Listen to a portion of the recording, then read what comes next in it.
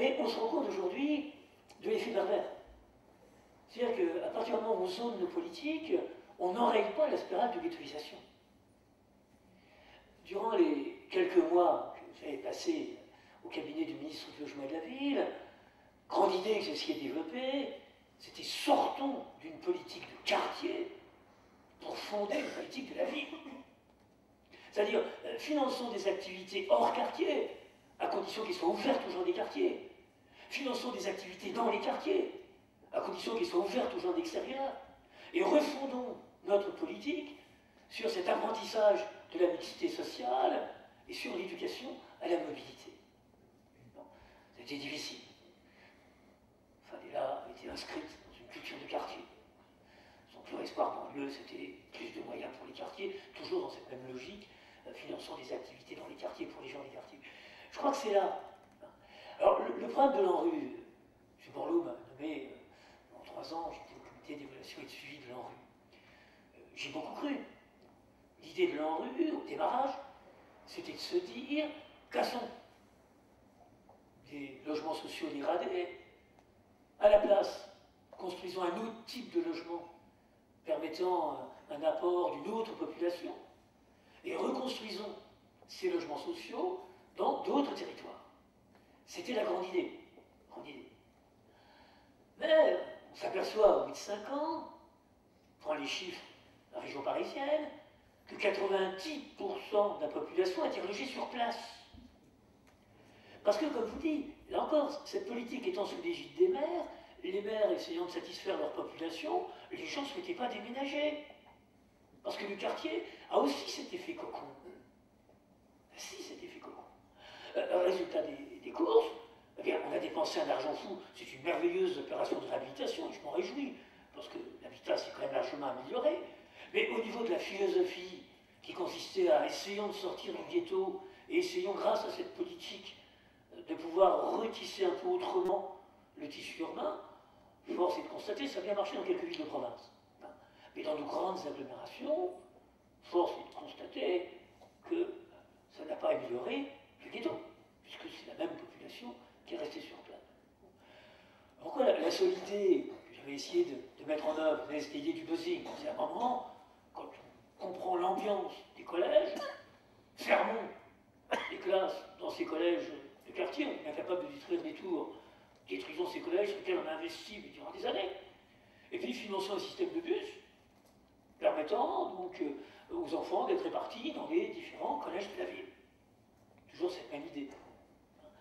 Et encore, très grande résistance. Je me souviens d'une discussion même avec des gens de quartier, disant écoutez, ce petit-là, on vient de Paris, alors il va falloir que mon gamin se lève une demi-heure plus tôt pour prendre le bus, alors qu'il y a l'école à la porte. Et vous savez, si je dois verser une larme, je la verserai plutôt sur nos enfants de paysans qui attendent 3/4 d'heure le bus en pleine campagne par -2 et qui font 1 heure de trajet. Mais s'il y a un véritable volontarisme, je sais que les quelques expériences qu'on a pu mener ont été assez satisfaisantes. 6 mois après, ces mêmes mères de famille me disaient mon gamin réinvestit la scolarité, il n'est plus avec tous les copains. Alors, mais la difficulté, c'est qu'on a pensé une politique dans un contexte, et puis on est très conservateur. Dernier exemple, c'est la carte scolaire. La carte scolaire, c'était une excellente mesure lorsqu'il y avait de la mixité sociale sur le territoire.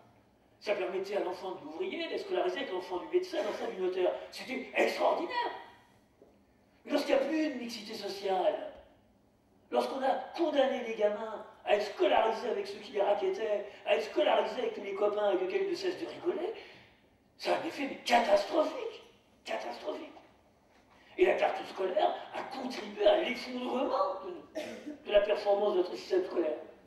Le gamin condamné par nos politiques à aller à l'école avec tous les copains de la bande. Bien sûr, personne ne travaille. Mais alors, toujours cette idéologie de la carte scolaire, c'est-à-dire que la réalité sociologique bouge, mais l'idéologie demeure. Ah non, carte scolaire, c'est signe d'égalité. Vous parlez. Et c'est quoi le signe d'égalité? Qu'est-ce qui apparaît au niveau des gens des quartiers? On leur dit, non, mais c'est pareil, le collège unique. Ils disent, c'est drôle, parce que la différence encore entre un collège de centre-ville et un collège de quartier, c'est que dans le collège de centre-ville, il arrive que les enseignants scolarisent leurs gamins dans le collège où ils enseignent. Or, ça ne se voit jamais dans les collèges de quartier. Alors, vous dire, c'est pareil, il ne voit aucun enseignant qui scolarise son gamin dans le collège où il enseigne. Quand on sait que ce sont les fils enseignants qui réussissent jamais à l'école, c'est comme si le gars qui venait vous vendre une Peugeot, vous voyez partir en Renault. Attendez, gentil, un Peugeot, qui part en Renault, ça c'est des signes qui parlent. Attendez, qu'est-ce que vous nous racontez? C'est le même collège, c'est le même programme, c'est la même... On voit bien. Effectivement, le taux d'échec au sortir de ces collèges est complètement dramatique, le taux de décrochage. Donc, je crois effectivement que l'idée, c'est de repenser une politique fondée sur cette articulation avec les autres quartiers de la ville.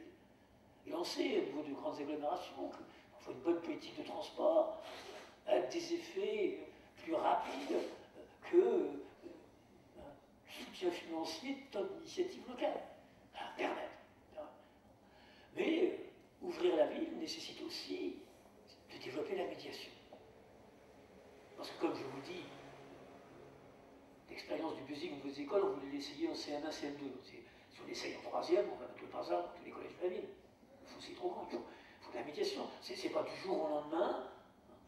Vous savez, c'était la grande idée de Cran, je ne sais pas si vous venez, Cran, je suis normand, petit village dans la Mayenne, et rentrer, il y a 2 ans, les jeunes exclus des collèges du 9-3, pour se faire exclure d'un collège du 9-3, vous savez, je vous déjà le faire. Eh bien, on les a mis en plein milieu du petit collège de Cran en Mayenne. 3 jours, c'était la bagarre généralisée. C'est ahurissant qu'on puisse penser. L'idée était bonne, mais elle a été sabordée. C'est-à-dire que ces idées, au départ, c'est des idées que je développais, en disant mais bien sûr, il faut de la médiation. Le choc culturel est tellement important entre ces jeunes exclus des collèges 9-3, qui du jour au lendemain arrivaient en plein milieu comme interne dans un collège de Cran à Mayenne. C'était effectivement une bagarre généralisée et on a renvoyé les jeunes dans le 9-3. Donc tout ceci, c'est une politique d'ouverture. C'est à la fois une politique de transport, une politique de médiation, et puis une politique qui consiste à relancer. J'ai envie de rester sur cet axe, quand j'ai dit la politique de la ville, et pourtant on avait choisi le bon mot, est devenue une politique des quartiers. Politique des quartiers. Vous savez, lorsque la ministre avait écrit « Je ne crois pas au plan banlieue », c'est interprété par la presse comme mettant une peau de banane sous les pieds de Fadela, et comme Fadela était une icône médiatique, on a viré la ministre. Mais ça venait de moi. Je ne crois pas à un plan banlieue. Je crois à un plan ville. L'avenir, c'est la ville. Et l'avenir de cette jeunesse, c'est son avenir dans notre ville. C'est pas son avenir dans nos quartiers.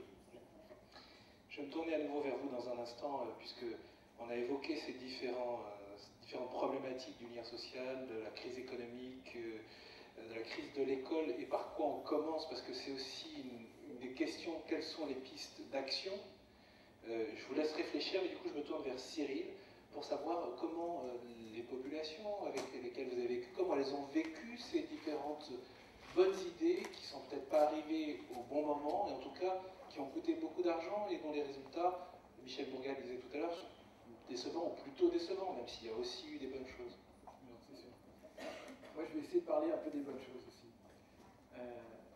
Il y a quelque chose qui me semble important de souligner, je crois que tout le monde l'a dit, c'est que dans ces quartiers, il y a des personnes qui y sont nées, qui ont grandi et qui s'en sont sorties. Et qui aujourd'hui sont chefs d'entreprise, ont fait des études importantes, et qui pourtant n'ont pas été spécialement soutenus par des associations d'éducation spécialisée ou autres. Et donc ça c'est quand même très beau. Et moi je les admire beaucoup. Peut-être en connaissez-vous. Et parfois au sein de familles en difficulté, c'est-à-dire que vous pouvez avoir une fratrie, et puis il y a une sœur, je pense à une en particulier, qui va de Seine-Saint-Denis finir à l'école de Sophia Antipolis, école de commerce, et réussir. Et elle n'a pas été spécialement aidée puisqu'elle s'occupait de toute la famille bien souvent. Vous voyez, donc il y a vraiment, le père Ticler disait, des personnes qui sont admirables, très intelligentes, et qui s'en sortent. Et je pense qu'il faut les mettre en modèle. Vous voyez, il ne faut pas qu'il y ait que le modèle du délinquant. Voilà, c'est vrai comme on dit, un arbre qui tombe fait plus de bruit qu'une forêt qui pousse. Il faut absolument que ces personnes-là soient aussi mises en modèle pour les jeunes des quartiers. Maintenant, dans ces quartiers, il y a aussi effectivement des jeunes, des familles qui ont besoin d'aide. Et là, il faudrait souligner le travail admirable des associations Et notamment, je pense que beaucoup d'associations ont, notamment le Val-de-Caux ou le Rocher, aussi la communauté Bernadette, une stratégie qui est assez intéressante, qui est finalement, bon, nous on est une petite assoce, alors on va, effectivement, on n'est pas ministre, alors on ne va pas pouvoir exploser tout de suite tous les quartiers et puis dispatcher, même si c'est sûrement une bonne idée, il y a des bonnes choses dedans peut-être. Mais par contre, on peut faire venir les personnes de l'extérieur à l'intérieur des cités. Finalement, on va casser le ghetto à petite échelle, mais en faisant venir à l'intérieur des cités. Et ça marche très bien. C'est-à-dire que vous aussi, demain, vous pouvez rejoindre une association, une petite association, et aller faire de l'aide aux devoirs. Aller taper dans le ballon un coup, ou si vous êtes bricoleur, allez bricoler, ou si vous êtes, vous voyez, peintre, allez repeindre une cage d'escalier avec des jeunes dans un projet éducatif. Mais ce que je veux dire, c'est que toutes ces petites actions faites par des bénévoles au sein des associations avec des professionnels, encadrés par des professionnels, c'est aussi ce qui change les quartiers. Et il y a des jeunes, énormément de jeunes, qui aujourd'hui s'en sont sortis, qui s'en sortent, qui deviennent eux-mêmes ensuite des modèles, des éducateurs, voilà, des chefs d'entreprise, qui ont eu cette chance, en fait, de rencontrer des bénévoles qui venaient d'ailleurs et qui sont venus à leur rencontre. Et en faisant ça, effectivement, on casse le ghetto. Et ensuite, il y a une autre encore tranche de population, effectivement, qui est très très en difficulté, qui relève de l'éducation spécialisée, ou qui relève, qui reste dans les quartiers parce qu'ils s'y trouvent bien, qui a du business et que ça fonctionne bien. Et là, on est encore sur un autre domaine, et là, effectivement, c'est la justice, la police, qui doit pouvoir faire son travail, toujours en lien, bien sûr, avec les associations, toujours espérer. Je pense que c'est vraiment ce qu'on partage ici, nous, chrétiens, c'est que même le pire des délinquants, demain, peut-être peut devenir quelqu'un de bien. Donc il faut toujours lui donner sa chance. Et effectivement, je crois qu'il faut absolument qu'après cette conférence, chacun de nous, nous posions la question de comment continuer, si on le fait déjà, aller à la rencontre de ces quartiers, ou comment commencer, quoi. Cette contribution, cet engagement personnel, individuel, Michel Bourga, pour vous, c'est une contribution qui est dérisoire par rapport à la difficulté, la complexité des problèmes, quelle part elle peut prendre, et puis, j'allais dire, vous, concrètement, à Marseille, quand vous êtes adjoint au maire, vous dites « par quoi je commence ?» Alors, au contraire, hein, justement, c'est pas du tout dérisoire, puisque tout à l'heure, je vous ai ébauché l'idée qu'à côté du travail, on va dire, de masse, travail sur l'urbanisme, sur les grands ensembles, sur la santé, l'accès à la santé, l'accès au droit. Il faut un travail sur l'individu. Et ça, c'est le travail des associations. Et on a des associations magnifiques qui le font, y compris chez les délinquants. Je me rappelle de l'ARS aussi, l'association pour la réadaptation sociale, si je me souviens bien, qui traitait des délinquants, où j'allais moi aussi un petit peu intervenir. Donc je pense qu'il faut le faire. Mon problème, c'est, en tant que politique, si on veut dire, j'ai essayé de comprendre comment fonctionnait une société. Alors des fois, je suis obligé un peu de le rappeler, parce que ça a l'air tout simple, mais une société, elle est tenue par deux pôles, les lois et les peines. Alors ça date de Beccaria, qui était un contemporain de Voltaire, hein, ce que je vous dis, donc c'est très ancien. Les lois et les peines, et puis à côté, il y a ce qu'on appelle, en dehors des lois et des peines, des facteurs de contrôle social qui sont surtout de la transmission de valeurs, qui se font à travers des structures qui sont en général des patronages, les mouvements sportifs, les mouvements religieux, la République et ses services publics. Donc déjà, ça donne un schéma de travail. Ce schéma de travail, ça veut dire que déjà, je pense qu'il faut, pour qu'un ghetto soit cassé, comme l'a dit M. Tisserand, pour qu'un ghetto soit cassé, il faut qu'il n'y ait pas de zone de non-droit. Donc les lois et les peines doivent être respectées et appliquées. Est-ce que c'est le cas aujourd'hui pour Alors, ce n'est pas du tout le cas pour des tas de raisons. Ce n'est pas la faute des magistrats ni de la justice, c'est de la faute du fait que certaines fois, elles ne sont pas adaptées au public, qu'elles sont mal lues par les délinquants, ou parce qu'il y a des déficits énormes, par exemple, sur les peines de prison. Il y a des choses qui sont interprétées presque comme du laxisme, alors que c'est simplement une insuffisance de moyens.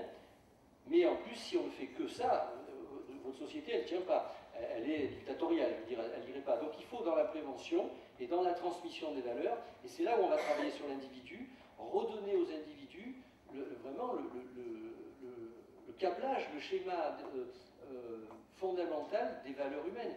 Et ça ne peut être fait. Bon, pour les chrétiens, ben, je ne sais pas à vous que j'apprendrai exactement le travail que fait l'Église, mais ça peut être fait aussi par l'islam tel qu'il est conçu chez les soufis, ou chez les gens qui font de l'islam parce que c'est leur religion, ou par d'autres religions reconnues comme étant des religions d'ouverture. Et aussi, la République peut parfaitement transmettre le respect, le travail, le mérite. Bon. Et ça, je pense que si on l'oublie et qu'on ne le fait pas, même si on met des moyens financiers énormes pour réhabiliter des cages d'escalier et mettre des salles de bain ou des endroits plus clairs, plus sympathiques, au bout d'un moment, l'individu, il perd un de ses 3 pieds. Moi, je pense qu'un individu a 3 pieds. C'est une image, mais il a un pied sentimentalo-sexuel, il a un pied matériel et il a un pied spirituel, ce qui nous différencie quand même des animaux.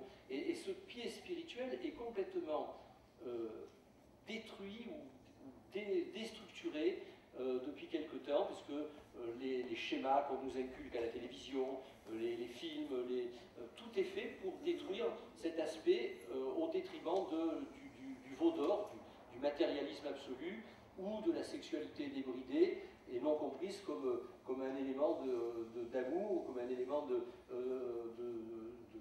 famille, etc. Donc moi, ça, j'aimerais que on travaille beaucoup sur ce sujet. C'est une des raisons de mon engagement, parce qu'on a tous nos engagements personnels. C'est une des raisons pour laquelle moi je vais dans les lycées et les collèges, où j'essaye d'avoir ce travail avec des gens, en essayant de leur expliquer comment fonctionne leur cerveau, comment fonctionne leur esprit. Quand on est équilibré sur sa pulsion matérielle, sa pulsion sentimentale ou sexuelle et sa pulsion spirituelle, on est stable, on est équilibré, on est bien dans sa peau, on est heureux, même des fois dans des circonstances difficiles. Quand une de ces 3 pulsions est hypertrophiée ou complètement atrophiée, on s'écroule. Et ça, c'était transmis dans le temps par les religions, par ce qu'on appelle les facteurs extrapénaux du contrôle social, c'est-à-dire tout ce qui était un petit peu abîmé dans les mouvements de masse, dans les grandes cités où on a oublié, où tout le monde... Alors en plus, le dernier pour conclure, quelque chose qui pour moi est extrêmement très dangereux et très difficile, c'est le rôle de l'image, de la télévision, qui fait que maintenant, quand on mange à table, on est tous dans la même direction, à regarder le même écran, mais il n'y a pas de parole entre les gens d'une même famille, il n'y a pas de parole intergénérationnelle, il n'y a évidemment pas de parole interreligieuse ou interethnique ou interculturelle. Et je pense qu'il ne faut pas oublier cet aspect, même si on met beaucoup d'argent en urbanisme, en santé, en éducation, dans les moyens politiques, il faut continuer à ce que notre société ne perde pas pied sur cette transmission des valeurs de l'homme. On retiendra votre vision anthropologique comme un trépied. On sait aussi que l'Église ici à Marseille fait beaucoup d'efforts dans le dialogue interreligieux. Père Petit-Clair, on a quand même l'impression, puisque vous parliez, Michel Bourgat, de câblage, on a quand même l'impression parfois que le plan de câblage, on l'a perdu, on ne le retrouve pas. Par quoi on commence pour reconstruire, puisque vous avez dit, et vous-même vous incluez dans cette démarche de bonnes idées, peut-être pas au bon moment et pas forcément avec les moyens adéquats, du coup on est un peu perdu, parce qu'on se dit par quoi on commence devant une telle complexité quand même. Je crois que la base de départ que nous donnait Cyril me paraît excellente. Vous savez, j'ai un peu l'impression, en tout cas je me réfère à mon expérience, mais j'interroge la vôtre, c'est qu'il me semble que si on regarde notre parcours de vie, il est toujours lié à 2 ou 3 rencontres improbables. Il y a eu 2 ou 3 rencontres improbables qui se sont avérées déterminantes. Il me semble que le plus terrible dans ces quartiers, en particulier au niveau des jeunes, c'est l'absence totale de rencontres improbables. C'est-à-dire que les jeunes ne rencontrent que les copains du quartier ou que les professionnels dévoués au quartier. C'est quand même un type. Et que favoriser les rencontres improbables, pour nous, c'est un axe très fort du Val-de-Caux. On n'a parfois pas été compris par tous nos collègues en disant bah alors, vous faites travailler des gens non qualifiés. Mais non, mais c'est des bénévoles qui arrivent. Il y a bien sûr un encadrement par les professionnels, mais si c'est simplement que nos jeunes sont encadrés par l'éducateur spécialisé, estampillé, spécialiste de la prévention des délinquants, mais non, c'est quoi les rencontres improbables? Et l'expérience qui est même, parce que je rebondis sur les propos de Cyril, c'est que tous ces jeunes qui s'en sont sortis, enfin moi je vois au niveau du Val-de-Caux, quelques-uns, un jeune que tu connaissais, qui faisait bazar session d'accompagnement scolaire, qui travaille à la City de Londres maintenant, il y a eu ces rencontres improbables. C'était un jeune polytechnicien venu faire un stage au Val d'Or. Et c'est ça l'ouverture. Et je vois, je dis que la meilleure des politiques serait peut-être que chaque habitant de centre-ville ait un ami dans une cité. Ce serait la meilleure des politiques. Bon, ça. Mais favorisons. Hein. Et quand je disais, à mon avis, il doit y avoir une politique globale, et là qui soit pensée sur le fait, faisons sortir du ghetto. Et puis une politique associative, de présente, d'aller rejoindre les gens, mais à toujours des apports extérieurs. Apports extérieurs.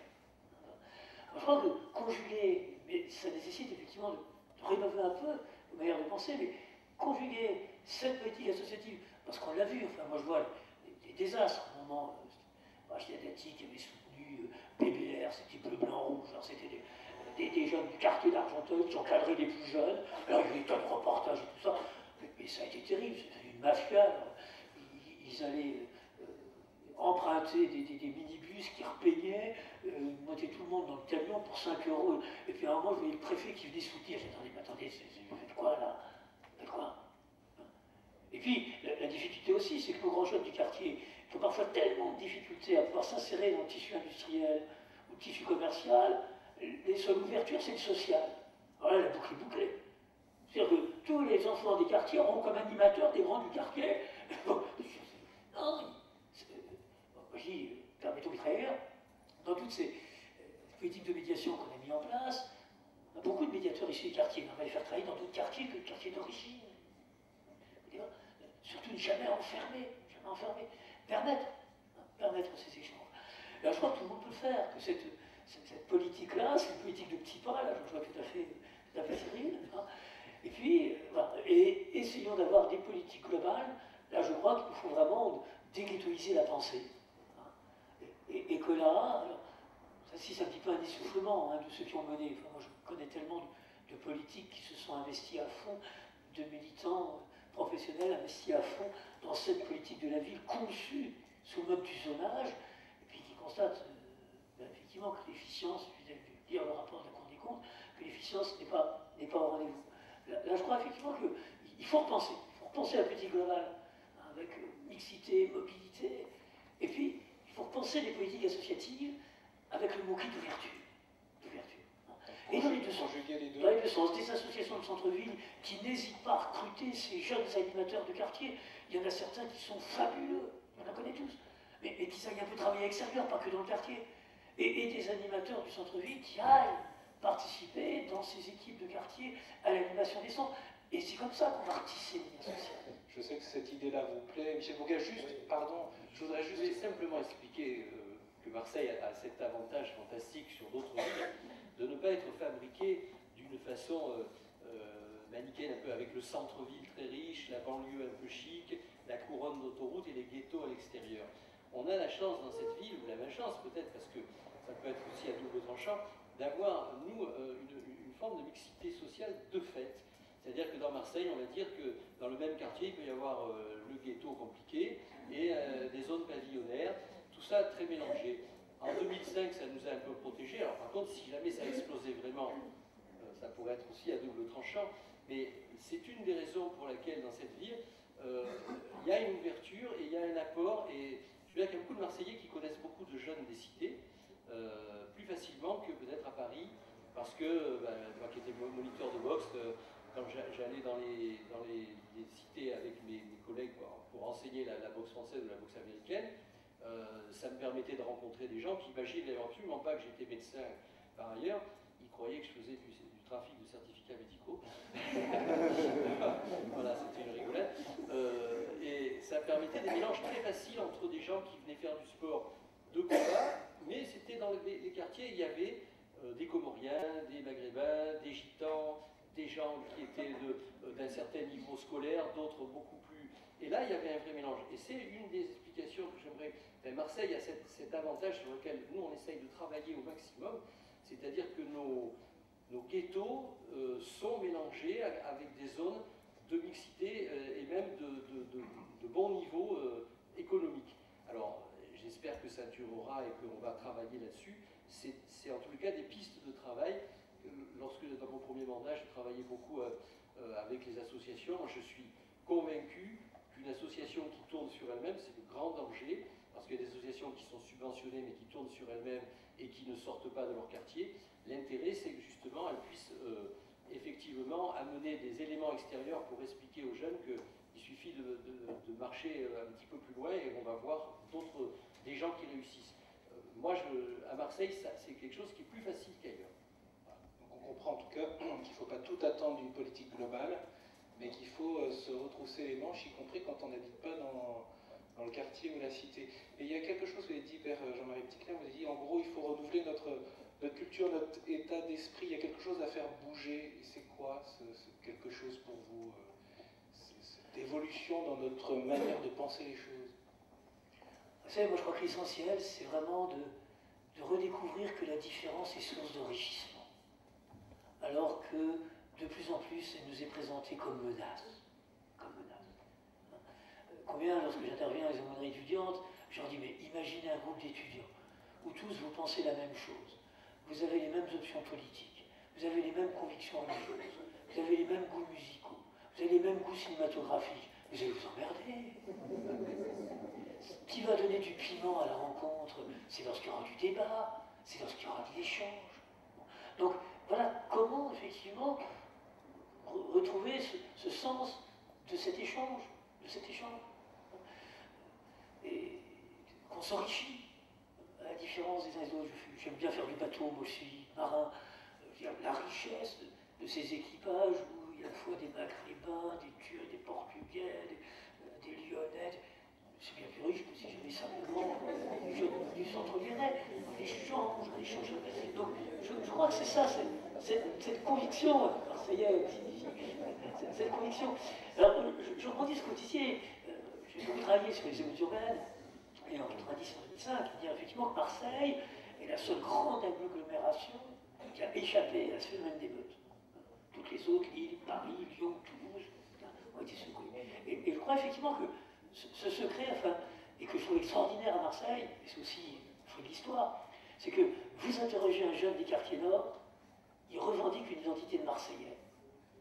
Et puis, son équipe de foot, ce sera l'OM. Vous interrogez un jeune de la dalle d'Argenteuil, ils ne sont pas argenteuillais, l'Argenteuillet, c'est ceux qui habitent le quartier de la Basilique. C'est ça les Argenteuillets. Ils ne sont pas argenteuillais, il est marocain, il est algérien. Et puis, votre équipe est plus attirante que celle du PSG. Donc, il n'y a aucune identité. Donc là, cette identité marseillaise qui transcende un petit peu tous ces quartiers, comment effectivement, moi je pense que Marseille, c'est sans doute un lieu où les choses peuvent démarrer, enfin je veux dire, de se dire, mais si, effectivement, c'est plus facile de pouvoir tisser du lien lorsqu'on n'a que 250 mètres à effectuer que lorsqu'il faut prendre le RER pendant 10 km. Mais voilà, mais ouvrons et tissons ces liens, et en ce sens que soyons dans cet apport, dans cet enrichissement. Je rejoins tout à fait ce que disait aussi Cyril sur cette jeunesse qui est un trésor, et vous disiez aussi, M. Bourgard, vous savez, je rencontrais récemment un député qui me disait la jeunesse est devenue un problème pour notre pays. Je dis triste pays, c'est lui qui considère sa jeunesse sous l'angle du problème. Et c'est vrai qu'on ne parle que du problème des jeunes à problème, et du problème des jeunes à problème. Bon, je ne veux pas que la jeunesse, c'est notre chance à tous. Alors, tissons du lien. Et puis, là, je voulais saluer le président d'Art et Développement, le fondateur d'Art et Développement, au niveau de l'art. Là, c'est un terrain d'échange merveilleux.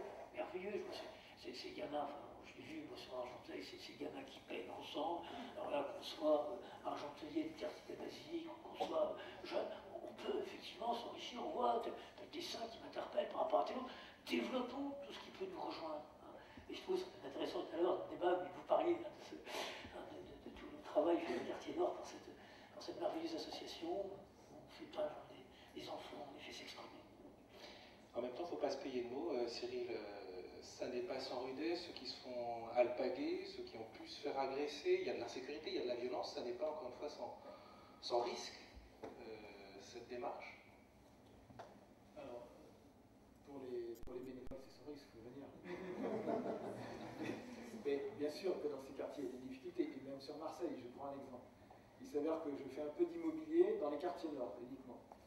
Et parfois, ben, j'ai des maisons vraiment sympas à vendre avec des terrains. Et donc, les gens m'appellent. Ils disent, ah, ben, voilà, cette maison a l'air pas mal pour ma famille. Il y a un jardin. Et c'est où? Je dis, ben, c'est dans le 15e. Et c'est là. Ah, non, merci, c'est vrai. Pourtant, c'est 2 fois moins cher. Et donc, voilà, il y a quand même à Marseille, si vous voulez, vraiment, ça c'est un constat. Et pourtant, je pense que vraiment, il y a. J'en fais cette expérience. Il y a vraiment de quoi vivre très bien dans les quartiers nord, trouver des écoles sympas, des commerces à côté, enfin, tout ce qu'il faut. Donc, c'est possible, mais il y a encore cette crainte, vraiment. Et après, bien sûr, pensons quand même aux victimes. On ne va pas non plus ce soir dire qu'il ne se passe rien, qu'il n'y a pas de gens qui souffrent. Et j'ai beaucoup aimé, pour ceux qui ont lu les livres du Père Petitclerc, il y a quelque chose qui est très vrai, c'est que la première victime de la délinquance des jeunes, c'est les jeunes eux-mêmes. Et la première victime de la délinquance, du bruit, des embêtements de ces quartiers, du vol, c'est les personnes qui habitent dans ces quartiers eux-mêmes en premier. En premier. Et si un jour vous décidez d'être bénévole dans ces quartiers-là, eh bien, vous n'irez pas forcément aider, vous voyez, un délinquant. Vous irez peut-être aider une maman, un papa qui vraiment veut s'en sortir et qui est lui-même une victime de son quartier. Et il vous accueillera vraiment comme un ami, quoi. Et il faut vraiment penser à eux. Donc, bien sûr qu'il y a aussi vraiment des difficultés, oui. Tout à l'heure, Michel Bourguet, vous avez évoqué l'intégrisme, le fanatisme. Je voudrais vous faire réagir tous les deux et pouvoir évoquer cette question. Quelles sont les pistes d'action pour vous de cette maladie de la religion, au fond? Alors, vous savez, je vais commencer par un truc qui m'est cher, c'est que quand je vais dans les lycées et les collèges, j'explique à des jeunes donc, la diversité. Je suis tout à fait d'accord comme le Père Petitclerc. La diversité, pour moi, c'est une richesse. Je leur parle de cuisine. J'ai dit, les cuisines, ce qui est fantastique, c'est que la cuisine chinoise, la cuisine algérienne, il y a la cuisine marocaine, sud-américaine, etc., etc. Il y a plein de cuisines françaises, absolument. Mais il y a une chose que on est tous d'accord, il n'y a qu'une règle de l'hygiène. Ce que vous demandez aux cuisiniers marocains, français ou chinois, c'est d'avoir des gamelles propres, c'est d'avoir les mains propres, et c'est de respecter les règles de l'hygiène. Donc ça veut dire, à un moment, qu'il faut une forme de loi précise. Là, c'est une loi de la nature, hein, sinon vous allez voir votre médecin avec une belle crise de diarrhée. Donc là, c'est une loi qu'on comprend, mais pareil pour le vivre ensemble. D'abord, je reviens au système des lois et